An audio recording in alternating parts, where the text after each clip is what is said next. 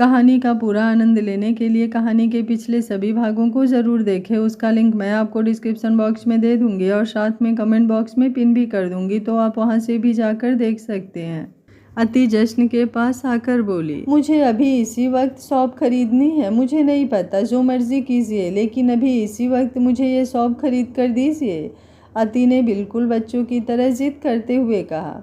उसकी इस ऊटपटांग हरकत पर जश्न हैरान रह गया। वहाँ पर खड़े और दो सेल्समैन भी अब उन्हें हैरानी से देख रहे थे। पर हुआ क्या है, जश्न ने सवाल किया तो अति और ज़्यादा खींच गई और खींचते हुए ही बोली, बस पता लग गया मुझे, आप मुझसे कोई प्यार वार नहीं करते। अगर करते तो मुझे ये शॉप खरीद कर दे देते। अभी बाहर तो जान मेरे नाम करने की बातें कर रहे थे और यहाँ आते ही बदल गए।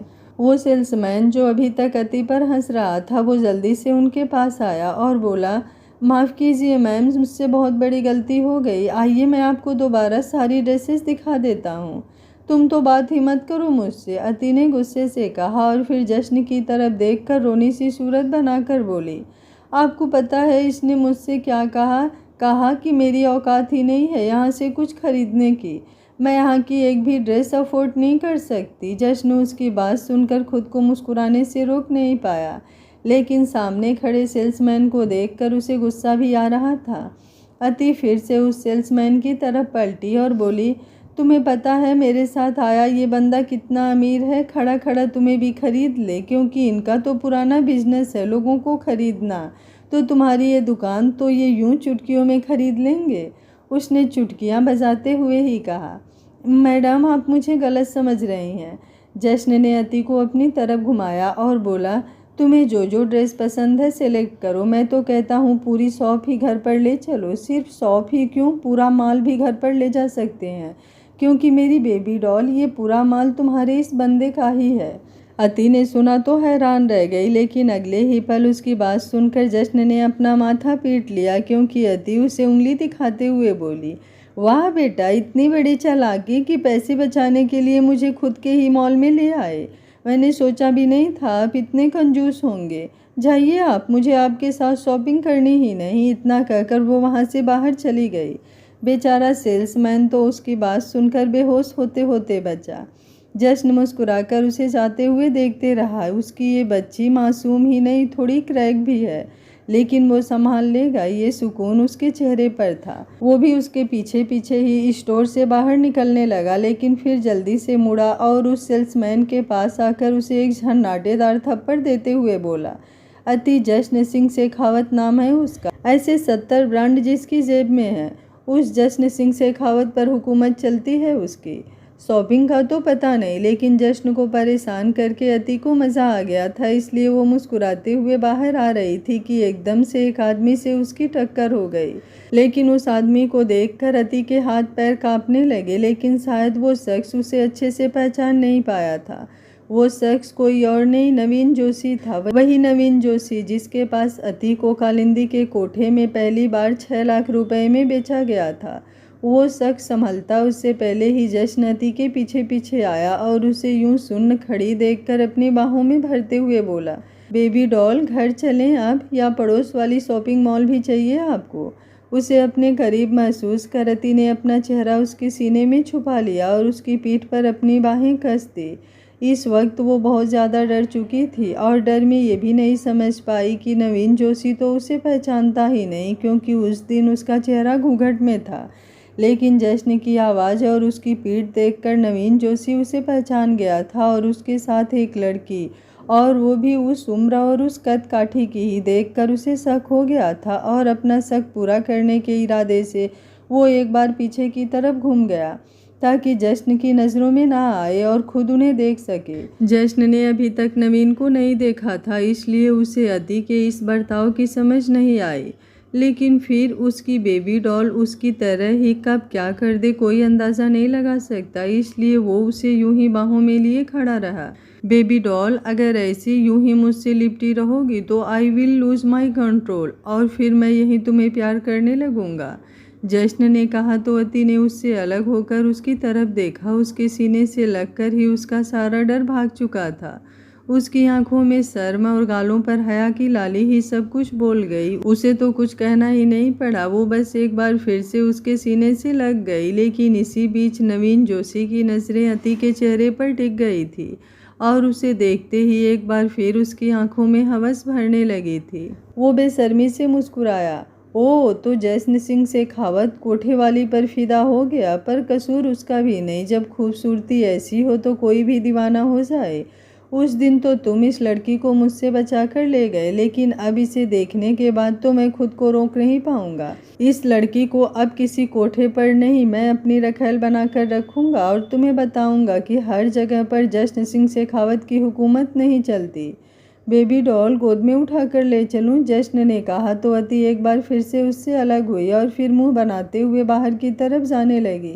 उसे यूं मुंह बनाकर जाते देख जश्न बड़बड़ाया, लगता है मेरी बेबी डॉल का दिमाग कभी कभी सरक जाता है, और फिर उसके पीछे पीछे बाहर आया। ड्राइवर गाड़ी लेकर तैयार खड़ा था। दोनों गाड़ी में बैठे और शेखावत मेंशन के लिए निकल गए।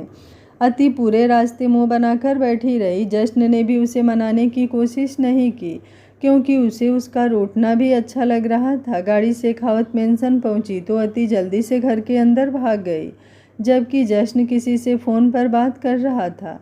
घर के अंदर आकर जैसे ही अति अपने कमरे में जाने लगी कि तभी उसे मनीषा और रागिनी जी हाल में बैठी दिखाई दी, जो घूरते हुए उसे ही देख रही थी।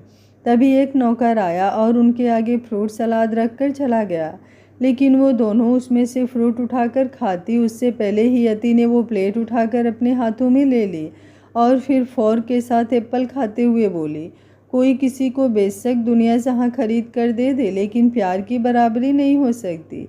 जो किसी और को मिल रहा है वो मुझे चाहिए ही नहीं, और जो मुझे मिलता है वो किसी और को मिल ही नहीं सकता।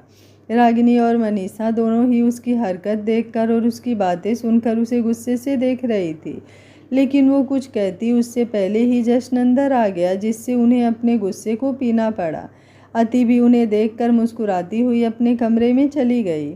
जश्न भी अपने कमरे में आया, जहां नियति गुस्से में आग बबूला होते हुए उसी का इंतजार कर रही थी।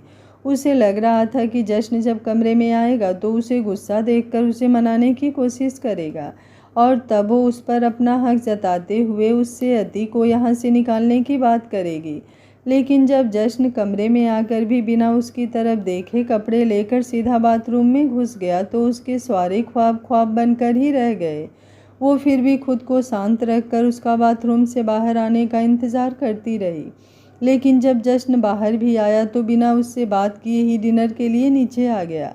अति भी उसी वक्त नीचे आ रही थी। आज फिर मनीषा जश्न के बैठने के बाद जल्दी से उसके पास बैठने को हुई, लेकिन उसी वक्त अति ने कुर्सी पीछे खींच ली, जिससे मनीषा नीचे फर्श पर जा गिरी। उसे गिरते देख रागिनी जी की अचानक से हंसी निकल गई।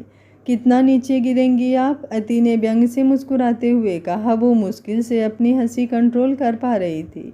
जश्न अभी भी बिल्कुल एक्सप्रेशनलेस चेहरा लिए बैठा था, लेकिन अंदर ही अंदर अपनी बेबी डॉल की हरकतों पर उसे हंसी भी आ रही थी। नियति भी उसी वक्त वहां आई और मनीषा को यूं नीचे ज़मीन पर गिरे हुए देख अपनी हंसी नहीं रोक पाई। सबको यूं खुद पर हंसते देख मनीषा गुस्से से तिलमिला उठी और अति की तरफ पलट कर उसे गुस्से में कुछ कहने को हुई, लेकिन उसी वक्त जश्न की आवाज़ वहां गूंजी, जिसे खाना खाना है वो आराम से बैठ जाए, और जिसे बैठने में दिक्कत है वो अपने कमरे में चला जाए, खाना उसके कमरे में ही भेज दिया जाएगा। उसकी बात सुनकर मनीषा और ज़्यादा खींच गई और गुस्से में पैर पटकते हुए वहाँ से चली गई। नियति वहाँ बैठने को हुई उसी वक्त अति ने मुस्कुराते हुए जश्न की तरफ देखा और बोली, कितना मज़ा आया था ना मॉल में, पर अफसोस आपने मुझे शॉपिंग नहीं करने दी, बस यूं ही तंग करते रहे। उसने जिस तरह से तंग करते रहे कहा, नियति का मुंह एक बार फिर से उतर गया और वो चेयर पर बैठ ही नहीं सकी। वो वापस ऊपर जाने के लिए मुड़ गई, लेकिन धीमे धीमे कदमों से चलने लगी ताकि जश्न उसे रोक ले, लेकिन उसके 2-3 कदम आगे बढ़ने पर भी जश्न ने उसे नहीं रोका। पर अचानक से रागिनी जी ने उसे रोका और बोली, रुको नियति बेटा, मुझे तुम सबसे कोई ज़रूरी बात करनी है, पहले हमारी बात सुन लो। उनकी बात सुनकर जश्न ने भी सवालिया नज़रों से उन्हें देखा। उसकी नज़र अपने ऊपर पाकर रागिनी जी आगे बोली, कल हम सबको कुल देवी की पूजा के लिए मंदिर जाना है। ये पूजा हर साल हमारे घर का दंपति जोड़ा करता है, तो कल भी ये पूजा जश्न तुम्हें और नियति तुम्हें करनी है। उन्होंने जश्न और नियति को बारी बारी से देखते हुए कहा। उनकी बात सुनकर नियति की आंखों में तो चमक आ गई, वहीं जश्न को तो अभी तक कुछ फर्क नहीं पड़ा था, लेकिन अति का चेहरा हल्का सा उतर गया था। सुबह जल्दी ही जाना है और उम्मीद करती हूँ कि इस घर की बड़ी होने के नाते मेरी इतनी बात तो तुम दोनों मान ही लोगे।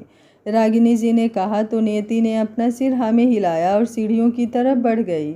सीढ़ियाँ चढ़ते हुए उसने अति की तरफ पलट कर देखा और फिर चेहरे पर साती मुस्कुराहट लिए मन ही मन बोली, मुझे जलाने की कोशिश कर रही हो ना? अब तुम कल देखना, ऐसी आग लगाऊंगी कि तुम पूरी की पूरी जलकर राख हो जाओगी। अति का भी अब खाना खाने का बिल्कुल मन नहीं था। कहाँ तो इस बात से खुश थी कि कल जिन दो चुड़ैलों ने जश्न के पास आकर बैठकर उसे जलाया था, आज उसने उन दोनों को उसके पास फटकने भी नहीं दिया। पर जश्न और नियति दोनों एक कपल हैं, इस सोच ने ही उसे एक बार फिर उदासी के कुएं में धकेल दिया था।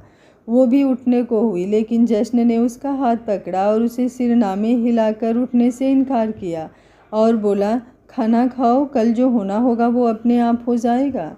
उसके इस तरह कहने से अति को एक राहत सी मिली। उसने अपना सिर झुकाया और चुपचाप खाने लगी, पर अंदर ही अंदर उसे ये सोच खा रही थी कि अब कल क्या होगा। खाना खाने के बाद अति अपने कमरे में चली गई, जबकि जश्न भी अपने कमरे में चला आया। अब नियति भी उसका इंतज़ार नहीं कर रही थी, क्योंकि उसने अपने दिमाग में कल के लिए पूरी प्लानिंग कर ली थी। अब उसे जश्न से कोई जवाब नहीं चाहिए था, बल्कि सीधा अति को ही अपना जवाब देना था। जश्न भी आया और चुपचाप उसकी बगल में लेट गया। उसके सोने के थोड़ी देर बाद नियति उठी और कमरे से बाहर चली गई। उसके जाने के बाद जश्न ने अपनी आंखें खोली और उसी कांच वाली दीवार को दरवाजे की तरफ खोलते हुए अति के कमरे में आ गया। लेकिन कमरे में आते ही सामने बिस्तर की तरफ देख उसकी आंखें बड़ी हो गई, क्योंकि बिस्तर पर अति थी ही नहीं। उसने नज़रें घुमाई तो देखा सामने अति दीवार से लगकर हाथ बांधे उसकी तरफ ही देख रही थी, जैसे कब से उसका ही इंतज़ार कर रही हो। तो जनाब जादूगर नहीं चालबाज हैं? अति ने उसको देखकर व्यंग से कहा। क्या करूं, अपनी बीवी से मिलने के लिए थोड़ी बहुत चालबाजी करनी पड़ती है। जश्न भी उसकी तरफ बढ़ते हुए बोला। उसका उसे अपनी बीवी कहना हमेशा अति के दिल के तार छेड़ जाता था। उसे अच्छा लगता था जब जश्न उन दोनों के रिश्ते को पति पत्नी के रिश्ते का नाम दे देता था, लेकिन अगले ही पल उसके जहन में नियति का नाम कौंध आता और उसके चेहरे की सारी मुस्कुराहट और दिल की सारी खुशियां गायब हो जाती। तो जाइए अपनी बीबी के पास, यहाँ क्यों आए हैं? अति ने कहा और वहाँ से हटने लगी, लेकिन तब तक जश्न उसके बिल्कुल करीब पहुँच चुका था। इससे पहले कि वो उसके सामने से हटती, जश्न ने दीवारों पर अपने हाथ रख दिए और फिर अगले ही पल उसने वो हाथ उसकी कमर पर रख उसे थोड़ा ऊपर उठा दिया, जिससे अति की टांगें एकदम से जश्न की कमर पर लिपट गई। अब वो अपने पैरों पर ना खड़ी होकर जश्न से लगकर खड़ी थी। उसकी टांगें जश्न की कमर पर थी और हाथ उसके सीने पर और चेहरा उसके चेहरे के करीब, और उसकी करीबी से उसकी सांसें तेज हो चुकी थी, जिससे उन सांसों की गर्माहट जश्न को अपने सीने पर महसूस हो रही थी। अति कुछ कहती उससे पहले ही एक बार फिर उसकी सांसें और भी ज़्यादा तेज़ हो गई, बिल्कुल किसी बुलेट ट्रेन की तरह, जब जश्न ने उसकी कमर पर से अपने हाथ हटाकर वापस दीवार पर रख दिए और खुद उसे दीवार से चिपका दिया। मैं कहाँ हूँ? जश्न ने उसके गाल पर अपने लब रखते हुए पूछा। मेरे पास, अति भी जल्दी से कांपते हुए बोली। वो जानती थी अगर वो जवाब नहीं देगी तो जश्न उसे और परेशान करेगा। और तुम कौन हो? जश्न ने फिर से पूछा। उसका यूं उसके करीब होना और ऊपर से ऐसी हरकतें। वो जल्दी से बोली, आप आपकी बीबी। जश्न मुस्कुराते हुए उसके चेहरे की तरफ देखने लगा। Now it's better my baby doll, उसने कहा और फिर उसे यूं ही गोद में उठाए बिस्तर पर ले आया। आप यहाँ क्यों आए हैं? अति ने मुश्किल से पूछा तो जश्न ने तिरछी नज़रों से उसे देखा और फिर उसे बिस्तर पर लिटाते हुए बोला, शिकार करने। उसका जवाब सुनकर अति की सांसें थम गई। जश्न को शिकार करना है, पर किसका? इसके इरादे क्या हैं? जश्न उसे बिस्तर पर लेटाकर खुद भी उसके पास ही लेट गया, पर उसका पूरा भार उसके हाथों पर ही था जो उसने अति के इर्द गिर्द रखे थे। तुम जानती हो मुझे शिकार करना बहुत पसंद है, जश्न ने कहा तो अति वापस अपनी सोच से बाहर आई। आप मुझे डरा रहे हैं, अति ने बेचारगी से अपना निचला होठ बाहर की तरफ निकालते हुए कहा।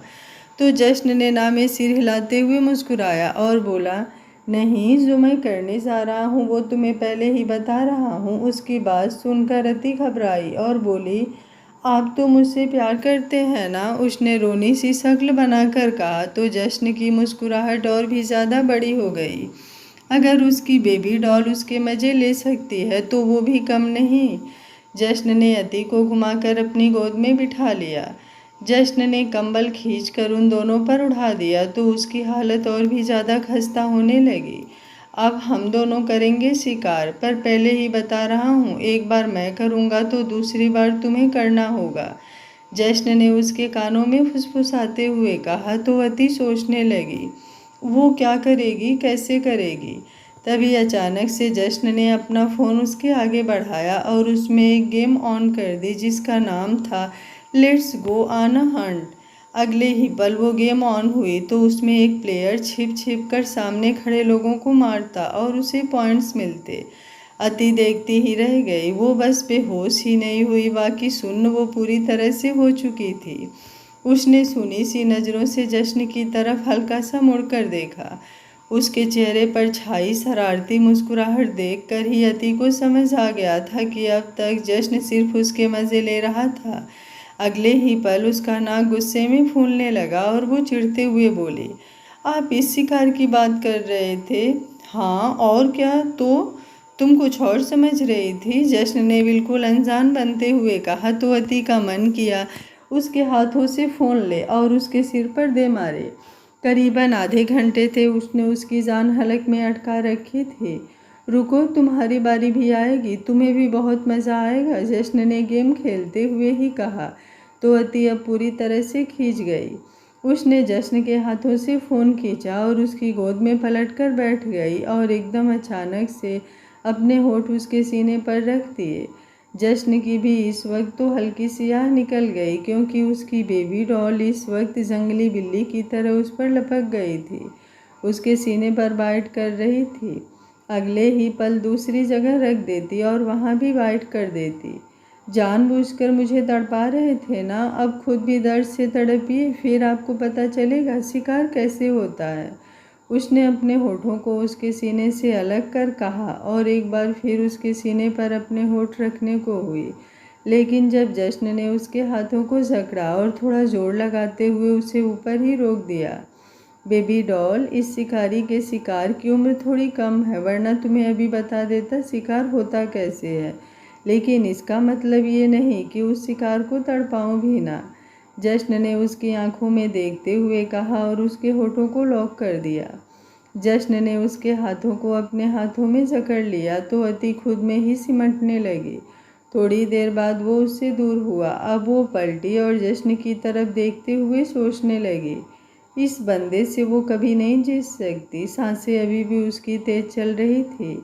आगे से मेरा शिकार करने से पहले बेबी डॉल एक बार सोच लेना, जश्न ने कहा और फिर हल्की सी आंख दबाकर मुस्कुराते हुए बिस्तर से खड़ा हुआ, जबकि अति तो बस अपनी सासू को काबू करती रह गई। अति अभी भी बिस्तर पर यूं ही पड़ी थी और जश्न को उस सीक्रेट रास्ते की तरफ बढ़ते देख अति हैरान हो रही थी। लेकिन फिर जश्न ने कंबल खींचा और अति पर उड़ाते हुए बोला, गुड नाइट मेरी बेबी डॉल, अब ख्वाबों में मेरा शिकार करना। इतना कहकर एक बार फिर से उसके माथे को चूम कर वो उस कांच वाली दीवार को दरवाजे की तरह खोलते हुए अपने दूसरे कमरे में आ गया, जहां अभी भी बिस्तर पर कोई नहीं था। उसके चेहरे पर एक मुस्कुराहट थी और आंखों में नींद। बिस्तर पर लेटे ही उसे नींद आ गई। वहीं दूसरी तरफ अति अभी वो मंद मंद मुस्कुरा रही थी। अभी अभी जश्न और उसके बीच जो भी हुआ उसकी खट्टी मीठी सी यादें उसे सोने नहीं दे रही थी। उसने अपने होठों पर हाथ फेरा तो उसके चेहरे पर एक प्यारी सी मुस्कुराहट खिल गई। सुबह 5 बजे अति का अलार्म बजा तो अति खींचते हुए उसे बंद करने लगी, लेकिन तभी उसे ध्यान आया कि उसने तो कोई अलार्म लगाया ही नहीं था। फिर ये अलार्म कैसे बजा? उसने देखा तो फ़ोन पर मैसेज भी फ्लैश हो रहा था। 1 घंटा है तुम्हारे पास। 1 घंटे बाद तुम्हें मंदिर पहुंचना है, इसलिए दोबारा सोने की सोचना भी मत। उनिंदी आंखों से मैसेज पढ़कर अब उसकी आंखों से सारी नींद गायब हो चुकी थी। वो जानती थी हो ना हो ये काम जश्न का ही है। अगले ही पल उसे ये भी याद आया कि मंदिर तो जश्न को अपनी बीबी के साथ जाना है और सबकी नज़रों में तो उसकी बीबी नियति ही है। फिर मंदिर में जाकर वो करेगी भी क्या? नहीं जाएगी तो कम से कम उसका दिल तो ना दुखेगा। और फिर आखिर में याद आए उसे वो पल जो उसने और जश्न ने कल रात को साथ में बिताए थे। जश्न का उसे अपनी बीबी कहना और उसे इतना प्यार करना, वो पल उसके होठों पर एक मुस्कुराहट ले आया। उसे अभी अभी ऐसा लग रहा था जैसे जश्न उसके पास और कंबल की जगह वो जश्न की बाहों से घिरी हो। वो उठी और मंदिर के लिए तैयार होने लगी। वहीं दूसरी तरफ जश्न एक धोती पहने आईने के सामने खड़ा था और नियति बाथरूम में नहा रही थी। जश्न के ऊपरी जिस्म पर कोई कपड़ा नहीं था, सिर्फ गले में एक रुद्राक्ष की माला थी। नियति बाथरूम से बाहर आई और आईने के सामने खड़ी होकर तैयार होने लगी। वो जश्न से नाराज़गी जाहिर करना चाहती थी, इसलिए उसकी तरफ देख भी नहीं रही थी, लेकिन जश्न को उसकी किसी हरकत से कोई फ़र्क नहीं पड़ रहा था। उसने अपना फ़ोन लिया और कमरे से बाहर आ गया। एक बार इस सती से निपट लूँ, उसके बाद तुम्हें अपने इश्क में दोबारा वही पागल दीवाना ना कर दिया तो मैं भी नियति नहीं, उसने खुद से कहा और फिर जश्न के पीछे पीछे कमरे से बाहर आई। जश्न नीचे आया लेकिन वहाँ पर एक पल भी नहीं रुका, सीधा अपनी गाड़ी में जाकर बैठा और गाड़ी मंदिर के लिए निकल गई। नियति, मनीषा, रागिनी तीनों हैरान रह गई। हर्ष अपने कमरे में सोया हुआ था, उसे तो इन सब चीज़ों में इंटरेस्ट ही नहीं था, इसलिए किसी ने उसे उठाया नहीं। आप देख रही हैं ये कैसे ये इंसान चलता फिरता एटीट्यूड का पुतला बना हुआ है, इससे तो कोई फ़र्क ही नहीं पड़ता मेरे होने ना होने से। कभी कभी तो मुझे लगता है मैंने यहाँ आकर ही गलती कर दी, नियति ने खींचते हुए रागिनी जी से कहा। तो रागिनी जी ने निराशा से उसे देखा और बोली, ये सब तुम्हारी वजह से ही हुआ है, अगर तुम आने में इतनी देर नहीं करती तो ऐसा नहीं होता। मनीषा तो उनकी बातों को समझने की कोशिश कर रही थी और बड़े ध्यान से उनकी तरफ देख रही थी। उसे अपनी तरफ यूं देखते देख रागिनी और नियति दोनों ने खुद को संभाला और फिर ड्राइवर को दूसरी गाड़ी निकालने के लिए कहा। तीनों गाड़ी में बैठी और जश्न के पीछे पीछे ही मंदिर के लिए निकल गईं। उनके जाने के बाद अति भी अपने कमरे से आई। सब चले गए क्या? उसने वहाँ खड़ी एक मेड से पूछा तो उसने अपना सिर हाँ में हिलाया। उसका जवाब पाकर अति का चेहरा उतर गया। अगर उसे साथ लेकर ही नहीं जाना था तो उसे तैयार होने के लिए भी क्यों कहा? उसका दिल दुखाने का तो बस मौका चाहिए सबको। वो वापस सीढ़ियों की तरफ पलट गई और दौड़ते हुए अपने कमरे में चली गई। जश्न मंदिर पहुंचा तो नियति, मनीषा और रागिनी भी उसके पीछे पीछे पहुंची। सभी इसी वक्त एक बहुत बड़े प्रांगण में खड़े थे जहां से मंदिर की सीमा शुरू होती थी। यहाँ से लगभग 100 सीढ़ियाँ बनी हुई थी और ऊपर एक मंदिर बना हुआ था। उसके आसपास बॉडीगार्ड्स खड़े थे, लेकिन जश्न ने उन्हें इशारा किया तो वो थोड़ी दूर खड़े हो गए। शेखावत परिवार के आने की वजह से अब मंदिर में साधारण लोगों का आना बंद हो गया था। पंडित जी भी उनके पास ही खड़े थे और पूजा की तैयारी करवा रहे थे जो ऊपर होनी थी। ये क्या बात है जश्न, तुम हम सबको घर ही छोड़कर आ गए? हमें नहीं तो कम से कम नियति को ही अपने साथ ले आते। क्या तुम भूल गए कि तुम्हें ये पूजा अपनी बीबी के साथ ही करनी है? कहते हुए रागिनी जी ने जश्न को अपनी तरफ पलटा, लेकिन उसके सीने पर इतने सारे निशान देखकर उन्होंने अपने मुंह पर हाथ रख लिया। उसके पलटते ही नियति और मनीषा का ध्यान भी सीधा वहीं गया जहाँ पिछली रात अति ने खूब कारीगरी की थी। ये सब किस चीज़ के निशान हैं? नियति ने जल्दी से पूछा। पूछने की ज़रूरत तो नहीं थी पर वो पूछे बिना रह नहीं सकी। काटने के, जश्न ने कहा और फिर से मंदिर की तरफ पलट गया और उन सीढ़ियों की तरफ देखने लगा। इतनी बेरहमी से कितने काटा है तुम्हें? रागिनी ने अब उसके आगे आकर पूछा। जश्न ने व्यंग से उनकी तरफ देखा और बोला, मैं यहाँ पूजा के लिए आया हूँ, इंटरव्यू देने नहीं। पर मुझे तो आप जवाब देंगे ही ना, और अगर आप सोच रहे हैं कि मुझे जवाब देने से बच जाएंगे तो ये आपकी गलतफहमी है। अब तो ये पूजा तभी होगी जब आप मुझे बताएंगे कि आखिर ये निशान किस चीज़ के हैं। और एक बीवी होने के नाते मैं इतना तो जानती हूँ, ये निशान मामूली नहीं, नियति ने कहा। जश्न ने एक नज़र उसे देखा, वो भी उसके साथ ही आकर खड़ी हो गई थी। पंडित जी ने उन दोनों की तरफ देखा और बोले, यजमान, अगर आपकी आज्ञा हो तो पूजा शुरू करें। आप तो जानते ही हैं, अब आपको आपकी धर्म पत्नी को गोद में उठाकर ये सारी सीढ़ियाँ चढ़ना है। जी पंडित जी, जश्न ने हल्का सा मुस्कुराकर कहा। रागिनी और नियति दोनों ही एक एटीट्यूड भरी स्माइल के साथ जश्न को देखने लगे कि अब तो उसे उन्हें जवाब देना ही होगा। काश अति भी यहाँ होती तो मज़ा आ जाता। जश्न रागिनी की तरफ पलटा और कुछ कहने को हुआ, लेकिन नियति ने पहले ही मुंह बनाया और बोली, पहले आप मुझे जवाब दीजिए कि ये निशान कैसे हैं, तभी मैं आपके साथ पूजा के लिए आऊँगी। जश्न हैरानी से उसे देखता रहा और फिर अगले ही पल उसके चेहरे पर एक लंबी सी मुस्कुराहट तैर गई, क्योंकि उसे सामने से अति आती हुई दिखाई दी। पिंक कलर की साड़ी जिसमें वो गुलाब के फूल की तरह खिल रही थी, हाथों में भरी भरी चूड़ियाँ, गलों में हैवी ज्वेलरी और सुहागन का श्रृंगार उस पर खूब जंच रहा था। उसका यूं मुस्कुराता हुआ चेहरा नियति को हैरान कर रहा था।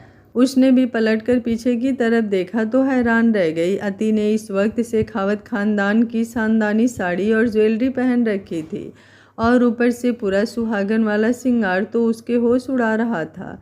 उसके साथ ही 2 गार्ड चलते हुए आ रहे थे, जिनके हाथों में भरे हुए थाल थे, जो शायद मंदिर के लिए दक्षिणा से भरे हुए थे। अति जश्न के पास आई और उसके साथ खड़े होते हुए बोली, बहुत गुस्सा आ रहा है मुझे आप पर। खुद तो यहाँ आ गए, मुझे अकेला वहाँ पर छोड़ आए। छोड़कर नहीं आया था बेबी डॉल, अगर तुम्हारे साथ आता तो शायद तुम्हारा ये रूप मेरे इतने होश नहीं उड़ा पाता। अति जब नीचे हाल में आई तो सब लोग जा चुके थे। वो भी निराश होकर अपने कमरे में जाने के लिए पलट गई और सीढ़ियाँ चढ़कर अपने कमरे में चली गई। लेकिन इससे पहले कि वो दरवाज़ा बंद करती, रमा आंटी उसके दरवाजे पर आईं। इस वक्त उनके हाथों में एक थाल था। ये सब सामान जश्न बाबा ने तुम्हारे लिए भिजवाया है, जल्दी से ये पहनकर तैयार हो जाओ, बाहर गाड़ी में ड्राइवर तुम्हारा इंतज़ार कर रहा है, उन्होंने कहा और फिर वो सामान अंदर कमरे में रखकर वहाँ से चली गई। अति हैरानी से वो सामान देखने लगी, लेकिन उसके चेहरे पर आई उदासी अब मुस्कुराहट बन चुकी थी।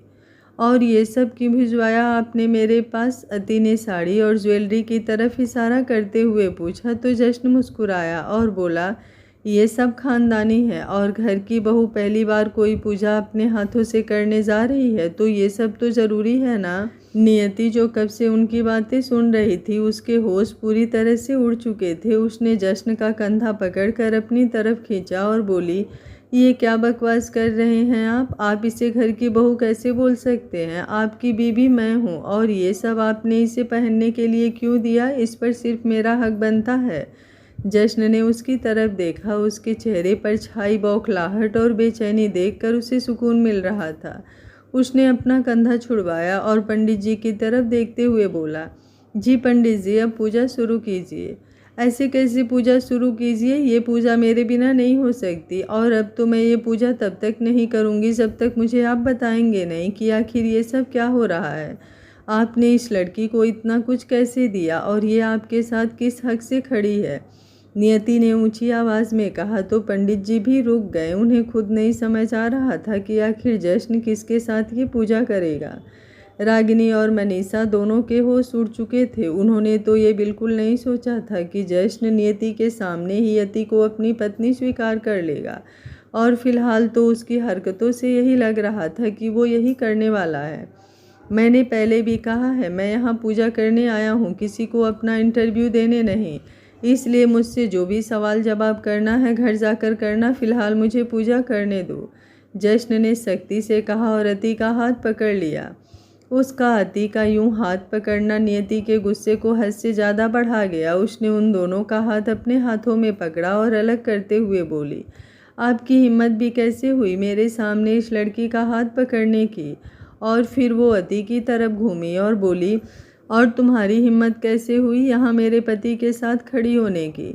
निकालो ये सब। उसने अति के गले से वो ज्वेलरी खींचनी चाही, लेकिन जश्न ने उसका हाथ एकदम सख्ती से पकड़ा और उसकी आंखों में देखने लगा। उसका चेहरा गुस्से से कांपने लगा था। उसकी हरकत से अति बिल्कुल सहम गई थी। वो तो वैसे भी यहाँ नहीं आना चाहती थी, लेकिन अगर नहीं आती तो जश्न का गुस्सा तो उससे बिल्कुल भी नहीं संभाला जाता। सोच समझकर हाथ लगाना मेरी बेबी डॉल को। जिन हाथों से मैंने कभी चूड़ियाँ पहनाई हैं उन्हें चूड़ियों की तरह तोड़ने में मुझे बिल्कुल भी वक्त नहीं लगेगा। जश्न ने नियति की आंखों में देखते हुए कहा, और उसकी आंखें ही बता रही थी कि इस वक्त वो जो कह रहा है उसे सच में करने में बिल्कुल वक्त नहीं लगेगा उसे। उसकी बातें सुनकर ही आंखें बड़ी हो गई और वो खींचते हुए जश्न से बोली, इस लड़की के लिए आप मेरा हाथ तोड़ेंगे? बीबी है वो मेरी, और उसके लिए तो तुम्हारा क्या, पूरी दुनिया के हाथ तोड़ दूं? आपकी बीबी मैं हूँ, ये लड़की नहीं। हाँ तुम थी, जब तक तुम मेरे साथ थे। जिस दिन तुम मुझे छोड़ कर गई उस दिन ही हमारी शादी टूट गई थी, क्योंकि जब इंसान ख़त्म होता है तो उसके साथ जुड़े सभी रिश्ते भी ख़त्म हो जाते हैं। अपनी मर्जी से आपको छोड़कर नहीं गई थी मैं, मेरा एक्सीडेंट हुआ था, नियति ने कहा और जश्न से अपना हाथ छुड़वाया। रागिनी और मनीषा तो दोनों एक एक कदम पीछे हो गई थी। जब जश्न नियति के हाथ को यूं पकड़ सकता है तो उनका हाथ तो सिर्फ पकड़ेगा नहीं बल्कि तोड़ ही देगा। जश्न हल्का सा मुस्कुराया और बोला, अब चाहे अपनी मर्जी से कहो या फिर उस खुदा की मर्जी से, पर हमारी शादी तो टूट ही गई, क्योंकि जिस दिन तुम्हारी डेड बॉडी मुझे मिली उसी दिन उस डेड बॉडी के साथ साथ हमारा रिश्ता भी स्वाहा हो गया था। और अति से मेरी शादी भी, एक्सीडेंट कहो या उस महादेव की मर्जी, लेकिन सच तो यही है कि मेरी शादी उससे हो चुकी है और मैं और अति दोनों ही इस शादी को मानते हैं, और अब वो ही मेरी बीबी है, तुम नहीं। नहीं, आप ऐसा नहीं कर सकते मेरे साथ, मेरे अलावा और कोई आपकी ज़िंदगी में नहीं आ सकता। आपकी बीबी सिर्फ मैं हूँ, नियति ने एक बार और कहा और जश्न के करीब हुई। लेकिन जश्न ने अपना कदम पीछे किया और फिर पंडित जी की तरफ देखते हुए बोला, आप पूजा शुरू करेंगे या मैं पंडित और बुलाऊं? उसकी धमकी ने पंडित जी को वो मंत्र भी याद करवा दिए जो कभी उनसे याद ना हुए हों। उन्होंने जल्दी से उन मंत्रों का उच्चारण शुरू किया तो जश्न ने अति को एक झटके से अपनी गोद में उठाया, जिससे अति की बाहें उसकी गर्दन से लिपट गई। अति ने बिल्कुल नहीं सोचा था कि जश्न उसे नियति के सामने ही अपनी बीबी मान लेगा। उसकी आंखों से आंसू छलक गए थे। नियति गुस्से से दोनों को देख रही थी, उसका चेहरा गुस्से से लाल हो चुका था। वो पलटी और रागिनी की तरफ दांत पीसते हुए देखने लगी। जश्न तो जश्न, रागिनी को तो अब नियति से भी डर लग रहा था। अब आप इन्हें लेकर मंदिर की ये सारी सीढ़ियां चढ़ेंगे और तभी दोनों के हाथ से कुलदेवी की पूजा आरंभ की जाएगी, पंडित जी ने कहा। तो अति ने पहले हैरानी से उनकी तरफ देखा और फिर सीढ़ियों की तरफ। जश्न उसे यूं गोद में लेकर सारी सीढ़ियां चढ़ेगा, ये सोचकर ही उसे जश्न की चिंता सी होने लगी। उसने जश्न की तरफ देखा और बोली, आप सच में मुझे गोद में लेकर इन सारी सीढ़ियों पर चढ़ेंगे? उसने अभी कहा ही था कि एकदम से उसे झटका लगा। उसे यूं लगा जैसे वो नीचे लुढ़क गई हो, पर नहीं, वो तो अभी भी जश्न की बाहों में थी, लेकिन वो बिल्कुल ब्लैंक हो चुकी थी। उसे समझ नहीं आ रहा था कि सच में जश्न उससे इतना प्यार करता है। उसकी किस्मत सच में इतनी अच्छी है जो उसे जश्न मिला, क्योंकि जश्न अपने पैरों पर नहीं बल्कि घुटनों के बल खड़ा था। आवाज़ सुनकर नियति भी पलट चुकी थी और जश्न को घूरते हुए देख रही थी। उसकी ये दीवानगी उसने आज तक सिर्फ अपने लिए देखी थी, लेकिन इस हद तक तो वो उसके लिए भी दीवाना नहीं था। इतनी ज़्यादा सीढ़ियाँ और घुटनों के बल सोचकर ही उसकी जान निकल रही थी, तो जश्न कैसे पार करेगा इन्हें? आपको चोट लग जाएगी, अति ने रुआंसी सी होकर कहा। पत्थर को पत्थर से फर्क नहीं पड़ता, जश्न ने हल्का सा मुस्कुरा कर कहा। पर मेरे लिए तो मोम है ना आप, इसलिए मुझे फ़र्क पड़ता है। तुम बस मुझे देखो, इन सीढ़ियों को नहीं, जश्न ने कहा तो ना चाहते हुए भी अति की आंखों से आंसू छलक आए। जश्न उसकी तरफ देखा और बोला, मैंने कहा था ना तुम्हें, मुझे बात बात पर रोने वाली लड़कियां नहीं पसंद। कहीं ऐसा ना हो मुझे गोद में तुम्हारी जगह किसी और को उठाना पड़े। उसकी बात सुनकर अति की आंखों से आंसू गायब हो गए, लेकिन उसका मुंह पूरा का पूरा खुला रह गया। वो हैरानी से जश्न को देख रही थी। क्या है ये शख्स, कैसा है? पर जैसा भी है सिर्फ मेरा है। हाँ हाँ, तुम्हारा ही हूँ, जश्न बड़बड़ाते हुए बोला। तो अति की आंखें हैरानी से और भी ज़्यादा बड़ी हो गईं। सच में ये इंसान उसके मन की बातें भी सुन लेता है। ना जाने उस इंसान ने इसके अंदर माइक कब फिट कर दिया। नियति अब उनकी बातों को और ज़्यादा बर्दाश्त नहीं कर सकती थी, इसलिए मुँह बनाते हुए वहाँ से चली गई। क्योंकि अगर यहाँ वो कुछ कहती तो तमाशा उसका ही बनता।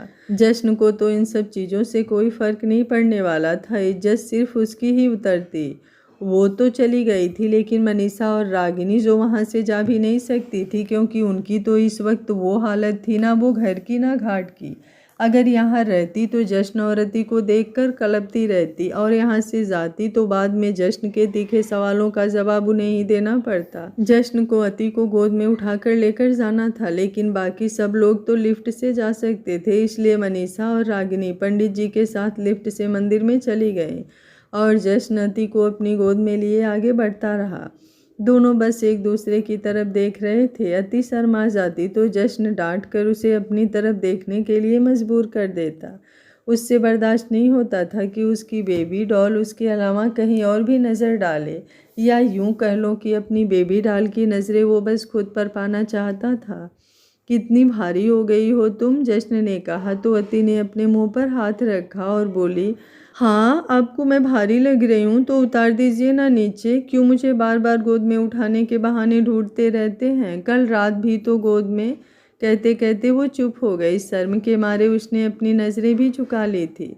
बोलो बोलो क्या बोल रही थी तुम, जश्न ने कहा तो अति ने अपना चेहरा शर्म के मारे उसके सीने में गड़ा लिया। यूं ही एक दूसरे के साथ छेड़खानियां करते हुए वो मंदिर में पहुंच चुके थे, जहां पर अब उन्हें कुलदेवी की पूजा करनी थी। पंडित जी ने दोनों के हाथों से पूजा करवाई और आखिर में जश्न के हाथों से अति की मांग में सिंदूर भरा गया। एक चिटकू सिंदूर वाला 2.5 लाख शायद जश्न ने काफ़ी सीरियसली ले रखा था, इसलिए एक चुटकी नहीं बल्कि पूरी एक मुट्ठी सिंदूर ही उसने अति की मांग में सजा दिया। आखिर में जश्न ने रागिनी जी के पैर छुए तो उन्होंने जश्न और अति को हमेशा साथ रहने का आशीर्वाद दिया। जी ज़रूर, अलग तो मैं अति को खुद से दूर कभी होने भी नहीं दूंगा, जश्न ने अति का हाथ अपने हाथों में पकड़ते हुए कहा। अति को तो सोच सोच कर डर लग रहा था कि अब घर जाकर क्या होगा, नियति क्या कहेगी। उन दोनों की शादी को वो भी मानती है, लेकिन जश्न की पहली बीबी तो नियति ही है ना, और पहली बीबी के होते हुए उसकी शादी की तो कोई मान्यता ही नहीं है। कहीं वो सच में उनके बीच तो नहीं आ गई। अगर उसे जश्न से दूर होना पड़ा तो जश्न के बिना वो कैसे रहेगी। अगर पहले उसे यहाँ से चले जाने के लिए कहा जाता तो वो चली जाती, लेकिन अब तो वो पूरी तरह से जश्न को अपना चुकी थी, उससे प्यार करती है, वो नहीं रह पाएगी जश्न के बिना। लेकिन अगर नियति ने जश्न को मना लिया तो, अगर नियति की बात मानकर जश्न ने ही उसे यहाँ से जाने के लिए कह दिया तो ना जाने कितने ही प्रश्न उसके दिमाग में घूम रहे थे और कितनी ही चिंताएं उसके मन को घेर कर खड़ी थी, जिसका सिला ये हुआ कि वो बेहोश होकर नीचे ज़मीन पर गिर पड़ी। उसके यूं बेहोश हो जाने से जश्न को तो यूं लगा जैसे किसी ने उसकी जान ही निकाल ली हो। उसने जल्दी से अति को अपनी गोद में उठाया और उस पर पानी के छींटे मारे। सुबह से उसने कुछ खाया नहीं था, शायद इसलिए ही उसे चक्कर आ गए थे। बेबी डॉल तुम ठीक हो ना, जश्न ने बेचैनी से पूछा।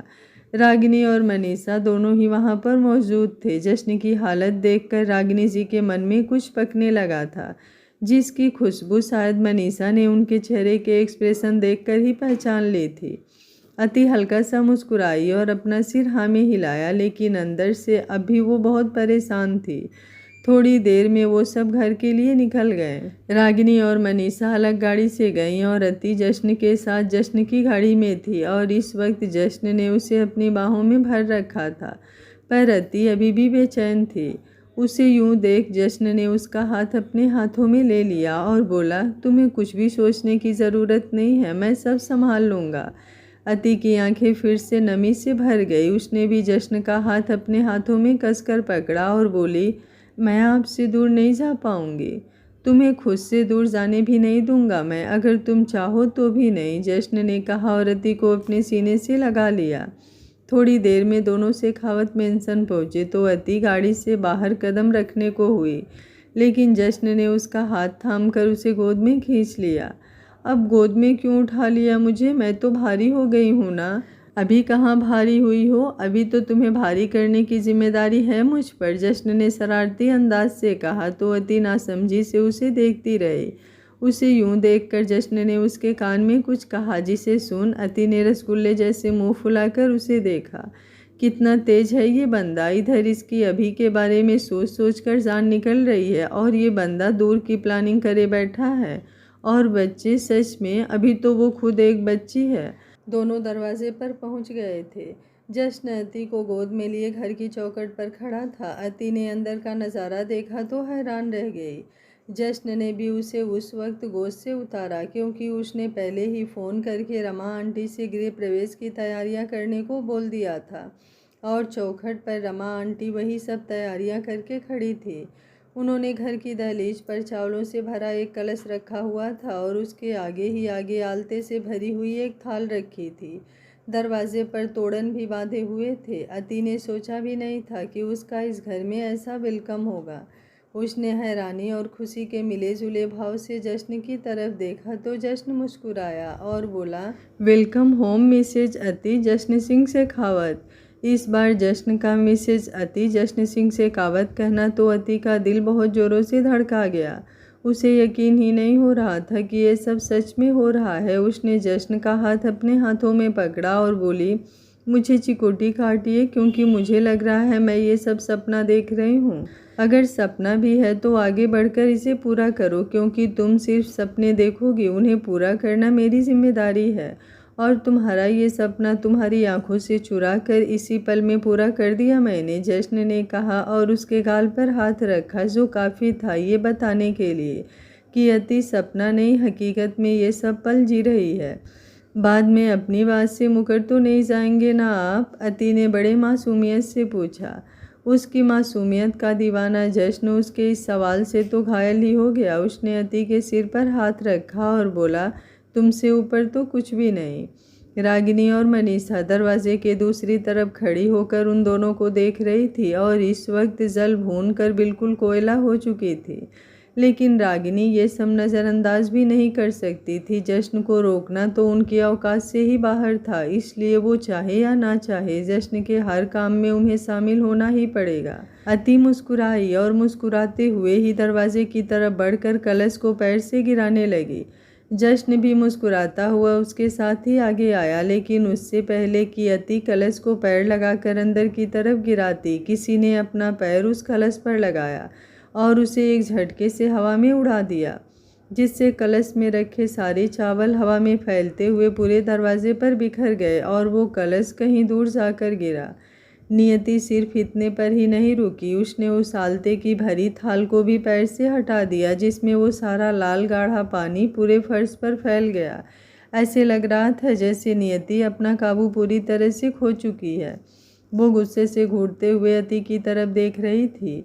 वाह, नई दुल्हन का स्वागत किया जा रहा है, मांग में भर भर कर सिंदूर भरा जा रहा है, एक बेबी के होते हुए दूसरी शादी की जा रही है, नियति ने तालियां बजाते हुए कहा और फिर अचानक से जश्न की तरफ बढ़ी और उसके कंधों से खींचते हुए बोली, पर ऐसी उम्मीद मत करना कि मैं भी इन सब बातों को मानूंगी। इस घर की बहू सिर्फ मैं हूँ, तुम्हारी पत्नी सिर्फ मैं हूँ और मेरे होते हुए तुम्हारी शादी किसी और से नहीं हो सकती। मंदिर में मैंने तुमसे कुछ नहीं कहा, क्योंकि मैं वहाँ पर तमाशा नहीं करना चाहती थी, लेकिन इसका मतलब ये नहीं कि तुम कुछ भी बकवास करोगे और मैं तुम्हारी बात मान लूँगी। इस लड़की को मैं तुम्हारी बीवी कभी नहीं बनने दूँगी। तुम्हारी बीवी, तुम्हारा प्यार और तुम्हारा सब कुछ सिर्फ मैं हूँ, कुछ नहीं हो तुम मेरी। हमारी जो भी रिश्ता था ख़त्म हो चुका है, अब सिर्फ अति ही मेरी बीवी है और इस घर की बहू है, और तुम्हें जो भी तमाशा करना है इस घर से बाहर जाकर करो। आज मैं अपनी बीबी का अपने घर में गृह प्रवेश करवाना चाहता हूँ और ऐसा करने से मुझे कोई नहीं रोक सकता, जश्न ने बहुत ही ज़्यादा सख्ती से कहा और नियति के हाथ अपने कंधे से नीचे हटा दिए। लेकिन नियति ने अपने हाथ फिर से उसके कंधे पर रखा और बोली, रोक सकती हूँ, बिल्कुल रोक सकती हूँ, तुम्हें रोकना मेरा हक है। हमारी शादी हुई है और तुम हमारी शादी को यूं ही नहीं ख़त्म कर सकते। हमारी शादी तो उस दिन ही ख़त्म हो गई थी जिस दिन तुम्हारा एक्सीडेंट हुआ था, पर जब मैं मरी ही नहीं तो ये शादी कैसे ख़त्म हो सकती है। मैं ज़िंदा हूँ, आपके सामने हूँ, आप माने या ना माने, आपकी बीबी भी हूँ। नियति भी उसकी आंखों में देखते हुए चिल्लाई। उसकी बात सुनकर जश्न मुस्कुराया और सामने खड़े अपने एक आदमी को इशारा किया जो हर वक्त उसके साथ ही रहता था। वो उसका असिस्टेंट कम उसका पर्सनल बॉडीगार्ड ज़्यादा था। अगले ही पल उस आदमी ने जश्न के हाथों में कुछ कागज़ पकड़ा दिए, जिन्हें मुस्कुराते हुए जश्न ने नियति के आगे बढ़ा दिया। नियति जल्दी से उन कागज़ों को देखने लगी और जैसे जैसे वो उन कागज़ों को पढ़ रही थी उसकी आंखें बड़ी हो रही थी। उसे यूं देखकर जश्न मुस्कुराया और बोला, जश्न सिंह शेखावत जो काम करता है पूरी तसल्ली के साथ करता है। ये रहे हमारे डाइवोर्स पेपर जो मैंने खुद फाइल किए थे। चाहे इन पर तुम्हारे साइन नहीं हैं, लेकिन हमारा डाइवोर्स हो चुका है। तुम्हें मरा हुआ समझकर कोर्ट ने खुद इस शादी को ख़त्म कर दिया और तुम्हारे आने से पहले ही मेरी अति से शादी हो चुकी है और इस शादी को मैं लीगली रजिस्टर करवा चुका हूँ और ये रहा हमारा शादी का सर्टिफिकेट। कहते हुए जश्न ने अपनी और अति की शादी का सर्टिफिकेट नियति की तरफ बढ़ाया तो सिर्फ नियति ही नहीं, अति भी हैरान हो गई। सच में ये इंसान उनकी शादी को पूरी तरह से मानता है और अब वही जश्न की बीवी है। इससे ज़्यादा सुकून शायद उसने अपनी ज़िंदगी में कभी महसूस नहीं किया था। नियति ने उससे वो सारे पेपर लिए और अगले ही पल जश्न के आगे हवा में लहराते हुए उन सारे कागज़ों को पूरी तरह से फाड़ दिया। मैं नहीं मानती इन कागज़ों को, और अब तो ये कागज़ रहे भी नहीं, तो ना ही ये शादी रही और ना ही हमारा डाइवोर्स। आपकी बीवी सिर्फ मैं हूँ और हमेशा मैं ही रहूँगी। ये लड़की हमारे बीच नहीं आ सकती। कहते हुए नियति ने अति को अचानक से धक्का दे दिया तो वो अपने कदमों से लड़खड़ा गई, लेकिन वक्त रहते ही जश्न ने उसे अपनी बाहों में संभाल लिया तो वो एकदम से उसके सीने से लग गई। जश्न ने पहले अति को पूरी तरह से अपनी बाहों में संभाला और फिर घूरते हुए नियति की तरफ देखने लगा। नियति भी उसे घूर रही थी, लेकिन वो ज़्यादा देर अपनी नज़रें अति पर नहीं टिका पाई, क्योंकि जश्न का एक ज़ोरदार थप्पड़ लगते ही उसका पूरा मुंह पूरी तरह से घूम गया था। 5 उंगलियां गाल पर छपी हुई और मुंह दूसरी तरफ लटका हुआ लिए खड़ी नियति सुन्न हो चुकी थी। उसकी आंखों में आंसू आ गए थे। वो हैरानी से जश्न की तरफ पलटी और उसे देखने लगी, लेकिन अब उसे पूरा यकीन हो गया था ये वो जश्न है ही नहीं जो उसके लिए दीवानों की तरह पागल था। उसके एक इशारे पर दुनिया पलट देता था। अगर कोई उसकी तरफ नज़रें उठाकर भी देखता तो ये उसकी आंखें निकाल लेता था। आप मेरे जश्न नहीं हैं, आप नहीं हैं मेरे जश्न, वो मिमियाते हुए बोली। जश्न उसकी तरफ देखकर हल्का सा मुस्कुराया और बोला, चलो तुम्हें समझ तो आया कि मैं तुम्हारा नहीं हूँ और अब तुम भी मेरी कुछ नहीं। अब तुम पीछे हटो तो मैं अपनी बीवी का गृह प्रवेश करवा लूँ। उसने नियति की तरफ देखकर कहा और फिर रागिनी की तरफ देखा और बोला, संभालिए इन्हें, कहीं ये ना हो कि मैं अपना आपा खो दूँ और फिर इनके पास कुछ खोने के लिए ना बचे। रागिनी के तो खुद के होश उड़ चुके थे। कहाँ उसने सोचा था कि नियति के आने से जश्न अति को छोड़ देगा, उसे इस घर से निकाल देगा, और कहाँ उसने तो पूरा खेल ही बदल दिया। नियति अभी तक बेसुध सी थी। रागिनी ने आकर उसे संभाला और उसे अंदर की तरफ ले गई। अति भी अब सहम कर खड़ी थी। उसे अपने दिल में अपराध बोध होने लगा था। नियति जश्न जी से प्यार करती है और शायद जश्न जी भी उन्हें चाहते थे। अगर वो उनकी ज़िंदगी में नहीं आती तो आज शायद जश्न और नियति खुशी खुशी अपनी ज़िंदगी जी रहे होते। उसने सच में बहुत बड़ी गलती कर दी इन दोनों के बीच आकर। कितनी मतलबी बन गई है वो, जो उसके सामने कोई अपने प्यार के लिए तड़प रहा है और उस प्यार पर वो अपना हक जता रही है। अति मन ही मन सोच रही थी और सूनी आंखों से जश्न की तरफ देख रही थी। उसकी नज़रें खुद पर पाकर जश्न ने उसकी आंखों के आगे चुटकी बजाई और बोला, मुझे निहारने के लिए बहुत वक्त मिलेगा तुम्हें, फ़िलहाल घर के अंदर चलें। उसकी आवाज़ सुनकर अति अपने ख्यालों से बाहर आई। उसने जल्दी से अंदर की तरफ देखा, जहाँ सब बिखरा हुआ साफ करके अब नए सिरे से तैयारियां की गई थी। उन तैयारियों को देखकर अति अब सब कुछ भूलकर बस इन रस्मों में खो गई थी, जिसकी वजह से उसके चेहरे पर एक मुस्कुराहट बनी हुई थी और उसे मुस्कुराते हुए देखकर जश्न खुश था। गृह प्रवेश के बाद दोनों अंदर आए तो रमा आंटी ने हाल में उनकी एक और रस्म की तैयारी भी कर रखी थी, जो थी दूध से भरे बर्तन में अंगूठी ढूंढने की रस्म। अति चहकते हुए उस तरफ बढ़े।